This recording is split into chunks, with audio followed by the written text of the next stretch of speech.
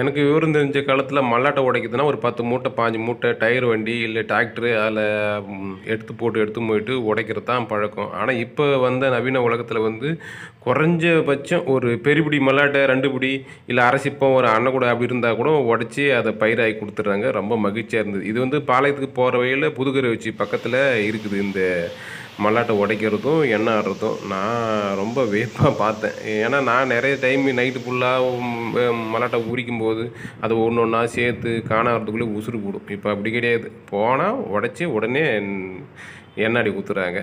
இது விவசாயிகளுக்கும் கூலி தொழிலாளர்களுக்கும் ரொம்ப எளிமையாக இருந்துச்சு. நான் இந்த வாரம் ஞாயிற்றுக்கிழமை போயிட்டு ஒரு சிப்பம் மல்லாட்டை எடுத்து போயிட்டு உடச்சி அதை எண்ணெயை ஆடி எடுத்துன்னு வந்துட்டேன். ரொம்ப சந்தோஷமாக இருந்தது. இது வந்து என்ன சொல்கிறது, மன நிறைவாக இருந்துச்சு. நீங்களும் இது போல் கொஞ்சமாக மல்லாட்டை வச்சுக்கிறவங்களுக்கு யோசிக்க தேவையில்லை. இங்கே எடுத்து போயிட்டு அழகாக உடச்சி எண்ணெயை ஆடி எடுத்துன்னு வந்துடுங்க. நன்றி, வணக்கம். நான் உங்கள் பட்டிக்கட்டான் பழனி.